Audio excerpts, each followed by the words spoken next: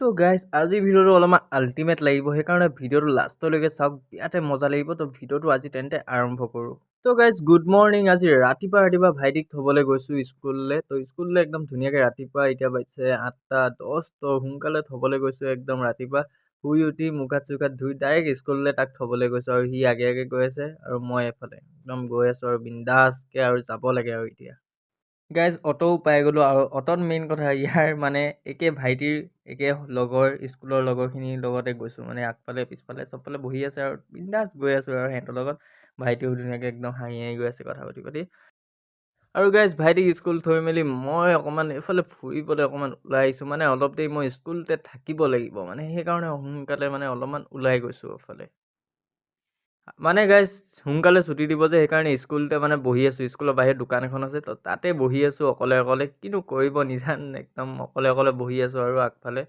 তাকেই আৰু গাইজ স্কুলো লাহেকৈ এতিয়া ছুটি দিবলৈ হৈ গৈছে মানে টাইমটো হৈ গৈছে তো সেইকাৰণে ইয়াতে ৰখি আছোঁ অলপমান স্কুলৰ আগত আহি তো এইফালে আছোঁ মই একদম কেনেকুৱাটো হৈ গ'ল চুলিখিনিও বাঢ়িলেগৈ আৰু গাইজ আৰু লাহেকৈ পোৱালিখনো ওলাইছে এইফালে ওলালে আধা আধি চাইকেল লৈ গৈছে। আগতে আমিও গাইজ এনেকৈ গৈছিলোঁ মনত আছে নাই এবাৰ মোৰ লগৰখিনি কৈছোঁ চাইকেল লৈ গৈছিলোঁ কি দিন আছিলে বাৰু দেই।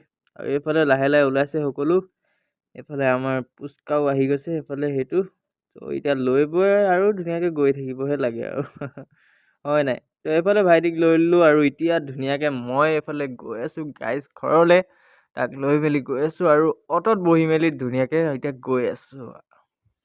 A few moments later. আৰু গাইজ লাহেকৈ নিজৰ ঘৰ ৰাস্তাটো পাই গ'লোঁ মানে নামি ল'লোঁ আৰু পাই গ'লোঁ বৰ্তমান আৰু এতিয়া লাহেকৈ এতিয়া গৈ নিজৰ ঘৰো পাই গ'লোঁ। তো ঘৰ পাই যোৱাৰ লগে আৰু এতিয়া কিনো কৰিব লাগে মেইন কথা ভাগৰ বহুত লাগিছে তো নিজৰ মানে গাটো ধুই লওঁ আৰু দেই।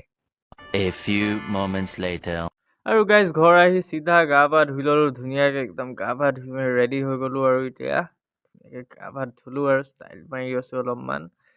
তো গা পা ধুই লৈ অলপমান চাহ খাব মন গ'ল চাহ খাই লওঁ তো গাইজ চাহ তাহ খোৱাটো হৈ গ'ল কিন্তু ঘৰত এতিয়া অকলে আছোঁ কাৰণে ভাইটি আৰু মই সেইকাৰণে এতিয়া ভাবিছোঁ আমি কণী বনাম সেইকাৰণে কণীয়ে লৈ লৈছোঁ ভাইটিৰ কাৰণে বনাই দিব লাগিব আৰু নিজে খাব লাগিব এইকাৰণে এতিয়া ধুনীয়াকৈ বনাই লওঁ তাৰপিছত আপোনালোকক বাকীখিনি দেখাই আছোঁ। তো ভাইটিৰ কাৰণেতো বনাব লাগিব ন মেইন কথা কাৰণে ভাইটিৰ কাৰণে ইয়াত এক্সট্ৰাকৈ ভাঙি ল'লোঁ কেলৈ বেয়া হ'ব বুলি মোৰ ভয় লাগিছিলে সেইকাৰণে এটা বাতিত ভাঙি ল'লোঁ সৰু বাতিত আৰু এইফালে কেৰাহীটো গৰম হৈছে তো কণীটো এতিয়া দি দিওঁ আৰু লাহেকৈ অলপমান তেল দি লওঁ তাৰ আগত তেলটো কম লাগিছিলে তো তেলটো দি লৈছোঁ আৰু কণীটোত অলপ নিমখ দি দিছোঁ কেলৈ সি পুচ খায় মানে সেইকাৰণে।